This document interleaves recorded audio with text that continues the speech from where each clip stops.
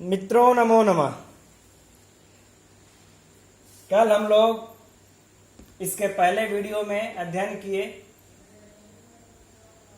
यण संधि। आज अब हम लोग पढ़ेंगे अज संधि प्रकरण का अयादि संधि। अयादि संधि में जो पहला सूत्र है एचो वायावह, इसका अध्ययन करेंगे। तो एच, इसका हम लोग जब विच्छेद करेंगे अलग अलग तो होगा एच। एच अवायावः, ये हुआ। अब इसके बाद अच, इसका हम लोग अनुवृत्ति ले लेंगे।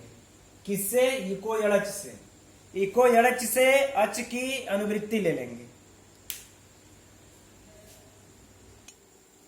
इसका जब हम लोग अर्थ निकालेंगे तो एच, एच में एच, एच में कौन सी विभक्ति है? षष्ठी। इसलिए षष्ठी विभक्ति होने के कारण यह षष्ठी स्थानीय योगा के अनुसार इसका स्थान, यहां स्थान षष्ठी है। अब एच में कौन से वर्ण आते हैं? सब ए ओ आई औ ए। तो इनके स्थान पर अब आते बारी अवायावह का हम लोग देख लें। एच का तो हो गया, अवायावह का देख लें। अवायावह, इसका जब हम लोग विच्छेद करेंगे तो होगा, इसमें समास हुआ, इसका विग्रह कर लिया जाए। अच अवच आयच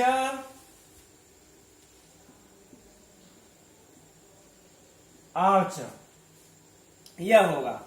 इसका समास विग्रह हुआ। अब यहां पर दो ऐच अवच आयच आवच अवायावह, यहां पर कौन सा समास है? इतरेतर द्वंद्व।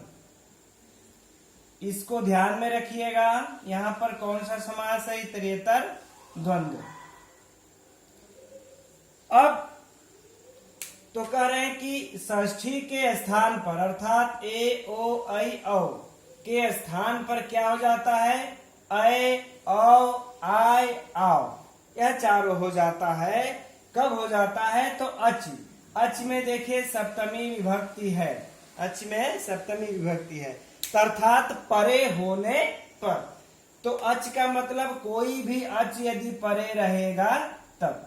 तो इसका पूरा अर्थ निकाल लिया जाए तो हो जाएगा षष्ठी एचो वायावह का एच के स्थान पर ए ओ ऐ औ के स्थान पर ऐ औ आय आव आदेश हो जाता है अच, अर्थात अच के परे रहते। अब इतना यह इसका अर्थ हो गया। अब हम लोग इसमें यह स्पष्ट नहीं बताए हैं। अब इस सूत्र में देखा जाए तो महर्षि पाणिनि ने यह नहीं बताया कि किसके स्थान पर अच यह आदेश होगा। देखिएगा जरा, प्रश्न को ध्यान से समझिएगा। हमारे यह कहने का तात्पर्य है कि यह अय औ आय आव जो आदेश हो रहा है, किसके स्थान पर आदेश होगा? ए के, ओ के, ऐ के, औ के। यानी एक स्थान पर अय होगा कि औ होगा कि आय होगा कि आव होगा, यह तो पाणिनि ने बताया ही नहीं। ओ या फिर यह ओ के स्थान पर अय अय औ आय कौन सा आदेश होगा, यह पाणिनि ने इस सूत्र में तो बताया ही नहीं है। तब इसको स्पष्ट करने के लिए कि कौन सा किसके स्थान पर होगा, यह एक परिभाषा सूत्र लिखते हैं। यथा संख्य मनुदेशः समानाम। अब फिर से यह एक परिभाषा सूत्र लिखते हैं। यह देखिए एचो वायावह, यह कौन सा सूत्र है? विधि सूत्र है। यह विधि सूत्र है। अब इसके बाद जो लिखते हैं यथा संख्य मनुदेशः समानाम। यह परिभाषा सूत्र है। यह क्या कहता है? यह ये कहता है कि यथा जिस हिसाब यथा जैसे संख्या क्रमशः है उसी के अनुसार उसी के समान हो। अर्थात समानाम का जो अर्थ होगा सीधे समान, यानी कि समान। तो कह रहे समान संख्या वाला, समान संख्या वालों का जो अनुदेश होगा, अनुदेश अर्थात कार्य, जो समान संख्या वालों का जो कार्य होगा वह संख्या के अनुसार, यथा मतलब अनुसार या जैसे, उन संख्या के अनुसार अर्थात बारी बारी से होता है। तो अब यहाँ पर हम देखेंगे कि इनकी संख्या देखिए 4 है, 1 2 3 4। तो इनकी भी संख्या 4 है। देखा जाए तो इनकी संख्या कितनी है? 4। और इनकी भी संख्या कितनी है? 4। तो इन दोनों की संख्या बराबरी का है। तो यही कह रहे हैं कि समान संख्या, यानी कि जब दोनों का संख्या समान हो, समान संख्या वालों का जो अनुदेश अर्थात कार्य होगा वह संख्या के अनुसार ही क्रमशः बारी बारी से होगा। तो जब इस बारी बारी से होगा तो ए को अ आदेश हो जाएगा, ओ को अ आदेश हो जाएगा, ए को आय आदेश हो जाएगा और ओ को आव आदेश हो जाएगा। जब क्रमशः उसके अनुसार होगा तो अब इसके बाद हम लोग अब सिद्धि करते हैं। तो यह यथा संख्य अनुदेशा समानाम, यह आकर के किसके स्थान पर कौन कौन आदेश होगा इसको यह परिभाषित करता है। अब हम लोग संधि करके इसका सिद्ध किया जाए। हरे धन ए, हरे धन ए। यहाँ पर देखिए क्या है, अंत में इसको हम लोग अगर विच्छेद करके अलग अलग देख ले, हा तो पूरा है ही है। इसके बाद क्या है? र में से ए को हम लोग निकाल देते हैं, ए धन ए। अब यहाँ पर देखिए यह अंत में क्या है? ए। यह जो है कि एच प्रत्याहार के अंतर्गत आ जाएगा, एच प्रत्याहार के अंतर्गत आ जा रहा है। और जो ए है यह अच प्रत्याहार के अंतर्गत आ जा रहा है। और ये यही कह रहा था यह सूत्र कि एच के बाद यदि अच आ जाए तो, किसके बाद? एच के बाद यदि अच आ जाए तो एच के स्थान पर क्रमशः आय आव आदेश हो जाता है। तो इस ए को क्या आदेश हो जाएगा? ए के स्थान पर अय।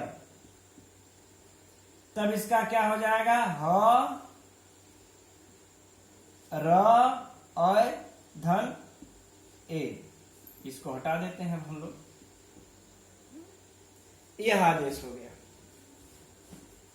अब देखिए, अब यह र है, र में आकर के अ को अ मिल जाएगा तो क्या हो जाएगा? ह र य धन ए। अब यह ए आकर के य में सम्मिलित हो जाएगा तो क्या हो जाएगा? हर ये। यह रूप सिद्ध हो गया, हरे धने हरे। अब इसी तरह से अब अगला सूत्र, अगला उदाहरण एक और है, उसको भी देख लिया जाए। विष्णु धन एव,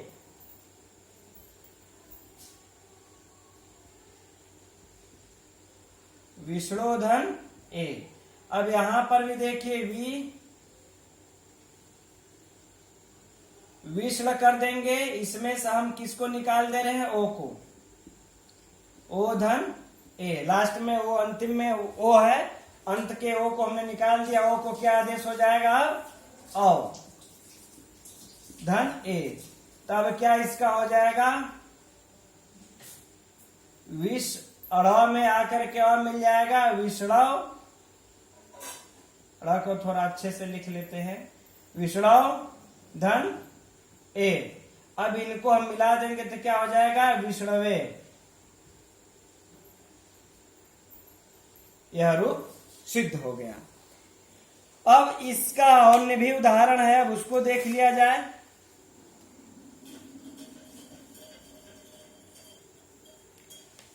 अगला उदाहरण इसका है नायकः।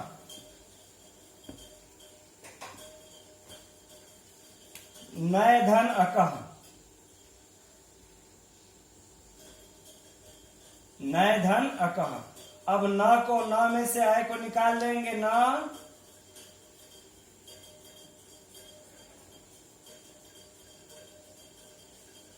अय धन अकः। अब ए को क्या आदेश हो जाएगा, आई को क्या आदेश हो जाएगा, आय। देखिएगा आय फिर अकः। अब जो आय इसमें ना में आकर के मिल जाएगा, क्या हो जाएगा, नाय धन अकः। फिर इसको अ को य में आ जाएगा, क्या हो जाएगा, नायक। यह विसर्ग को हटा देते हैं, विसर्ग यह शुरुआत में ये नहीं रहता है, यह तो सिद्धि के उपरांत जब सुवादि की उत्पत्ति करते हैं तब लगता है। तो अब नायक यह सिद्ध हो जाएगा। अब सुवादि की उत्पत्ति करने के बाद नायक ऐसा सिद्ध हो जाएगा। इसी तरह से पावकः का भी सिद्ध होगा, पोधन अकः, पौधन अकः पावकः। अब आगे हम लोग देखेंगे अगला जो सूत्र आता है वांतो ई प्रत्यय। यह सूत्र इसी के अंतर्गत आता है, इसको हम लोग देख लेंगे। यह क्या कहता है, वांतो ई प्रत्यय।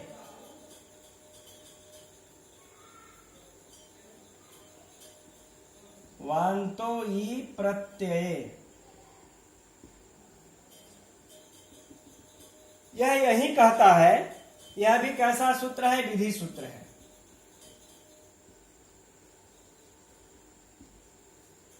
यह भी विधान करता है। किस कैसा विधान कर रहा है, तो कह रहे हैं कि यकार आदो प्रत्यय परे ओ दव तोर अब आव एतो स्मः, जैसे गव्यम और नाव्यम। कह रहे यकार आदि प्रत्यय परे होने पर ओ को औ तथा औ को आव आदेश हो जाता है। जैसे देखिए, जिसके आदि में यह हो, जैसे कि गोधन यह,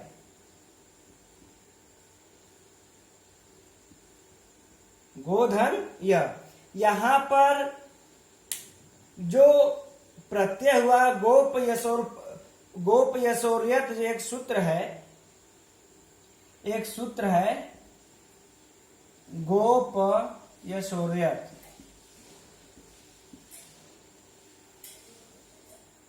इस सूत्र से गो के बाद यत प्रत्यय होता है। यत प्रत्यय होता है, कौन सा प्रत्यय होता है, यत प्रत्यय। तो यह त का इत संज्ञा होकर के लोप हो जाएगा, क्या बच जाएगा, गोधन यह। अब यहाँ पर यह बच गया, तो हमारा यह वांतो ई प्रत्यय सूत्र यह कहता है, यह जिसके आदि में हो, यह जिसके आदि में हो, ऐसा प्रत्यय यदि हो तब क्या होता है, तो कह रहे हैं कि ओ को यहां देखिए, तो कहते हैं ओ को क्या हो जाता है, औ, और औ को क्या हो जाता है, आओ। वहां पर एचो वाय आवाह में कंडीशन क्या थी कि ओ को कब अव आदेश होता था, अच परे होने पर। औ को आव कब आदेश होता था, अच परे होने पर। लेकिन यहां पर ओ को, ओ के परे यदि यकार आदि प्रत्यय रहेगा तो बराबर क्या हो जाएगा, औ। यही ये सूत्र कह रहा है। जबकि एचो अयवायावह में क्या था, ओ के परे अच होना था, अच रहेगा तब जाकर के अवादेश होगा। इसी तरह से औ के परे यदि यकार आदि प्रत्यय रहेगा तो भी अव आदेश हो जाएगा, आपको अच की जरूरत नहीं पड़ेगी। तो यहाँ गो से यत प्रत्यय, गोपय स्वरयत से सूत्र से लग गया है, यकार आदि प्रत्यय हो गया है, इसलिए गो को अब आदेश हो जाएगा। और जब अब आदेश हो जाएगा तो हो जाएगा ग, इसमें से ओ निकल गया है, ओ धन या, फिर ओ को क्या आदेश हो जाएगा, औ धन या, और फिर ये इसमें आकर के ग में मिल जाएगा तो हो जाएगा गौ धन या, और फिर क्या बन जाएगा, मिला देंगे तो गव्य। जब गव्य बन गया, अब यह इस गव्य में हम क्या करते हैं कि अब विभक्ति ला देने से यह क्या हो जाएगा, गव्यम, यह सिद्ध हो जाएगा, हो गया। इसी प्रकार से हम लोग नाव्यम यह भी सिद्ध कर लेंगे। इसी प्रकार से नाव्यम का भी होता है।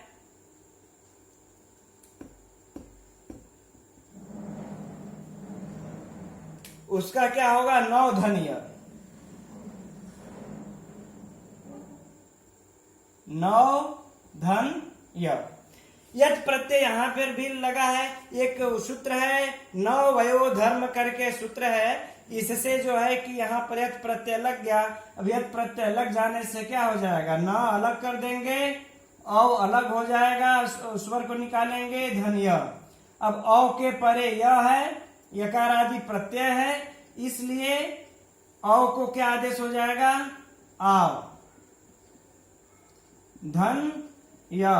अब इसको कर देंगे नाव, धन या, फिर क्या हो जाएगा, नाव्य।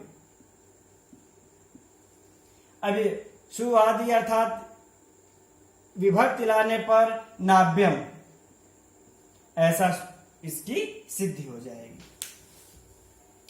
अब आगे भी एक सूत्र आता है अध्व परिमाणे च, अब उसको देख लेते हैं। आगे कहते हैं अध्व परिमाणे च। अध्व परिमाणे, अध्व मने, अध्वन मने आप लोग जानते होंगे मार्ग होता है, वह मार्ग परिमाणे मतलब परिमाण अर्थ में रहेगा तो भी, च मतलब और यदि अध्व मार्ग परिमाण अर्थ में होगा तो भी अब आदेश हो जाएगा। किसको, युति को। किसको हो जाएगा, युति को। इसको उदाहरण से समझ लेंगे, जैसे कि देखिए गो है, धन युति, यहां पर च का अर्थ हो गया और, तो यह वार्तिक कारा करके लिख करके कहते हैं कि पाणिनि से यह छूट गया था, तो वार्तिक कार कहते हैं अध्व परिमाणे च। यदि युति शब्द गो के बाद में आए और यह युति शब्द किसका अर्थ दे, कह रहे हैं कि मार्ग का, और कैसे मार्ग का, कह रहे परिमाण, किसका हो, अध्व परिमाण अथवा मार्ग के परिमाण।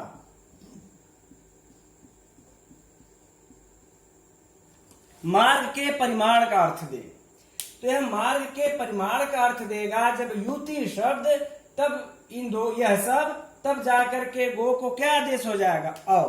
तब देखिए ग धन ओ, धन युति, फिर ओ को क्या आदेश हो जाएगा, यहां पर जो ओ को अब आदेश होगा अध्व परिमाणे च, इस वार्तिक से अब आदेश होगा, तो ग औ धन युति, अब हो गया गौ धन युति, अब मिला देंगे क्या हो जाएगा, गव्युति। यह रूप सिद्ध हो गया। सुआदि की उत्पत्ति कर देंगे, गव्युति। इसका जो यह अर्थ बना, इसका जो अर्थ होता है, यह जो शब्द बना, इसका अर्थ होता है दो कोष। क्या अर्थ होता है, दो कोष, इसका यह अर्थ हो जाता है। इस प्रकार से यह सिद्ध हुआ। तो यहां पर हम लोग आज 3 सूत्रों का अध्ययन किए, एचो अवायवः, वांतो प्रत्यय, अध्व परिमाणे च। अब हम लोग इसके लिए कुछ अभ्यास भी देख लेते हैं, जिसको आप लोग संधि और संधि विच्छेद कीजिएगा। यह अभ्यास के लिए है, इसे देख लीजिए। इतना संधि विच्छेद करना है। वट वृक्ष भवति, स्तावकः गायन्ति, नाविकः शयनम पवना। इतने का संधि विच्छेद कीजिएगा। यदि नहीं जो समझ में आता है उसे कमेंट करके पूछिए, हम उसका संधि विच्छेद करके बताएंगे, सिद्ध करेंगे। फिर इतने का संधि करना है। असौ धन अयम, असे धन ए, लो धन अन, साधो धन ए, चोरे धन अति, इंदव धन उदिते। इतना संधि करना है। इसे भी जो जैसा भी हो न समझ में आए हमें कमेंट कीजिएगा, हम इसका उत्तर बताएंगे। अब आगे हम लोग अदें गुणः इस सूत्र को पढ़ेंगे, गुण संधि को पढ़ेंगे। उसके अंतर्गत जितने भी सूत्र आते हैं उस सब को देखेंगे अब आगे की वीडियो में। यदि आप लोग इस चैनल को हमारे सब्सक्राइब नहीं किए होंगे तो सब्सक्राइब कर लीजिएगा, जिससे आप लोगों को मेरी यह वीडियो रोज पोस्ट होगी, प्रतिदिन क्रमशः बाई क्रमशः। इसलिए आप लोग सब्सक्राइब कर लीजिए, और ताकि हमें आप लोगों को जैसे कोचिंग क्लास की चलती है, कोचिंग क्लास में चलता है क्रमशः, उस क्रम के अनुसार आप लोगों को वीडियो रोज मिलती रहे। तब तक के लिए नमो नमः मित्रों।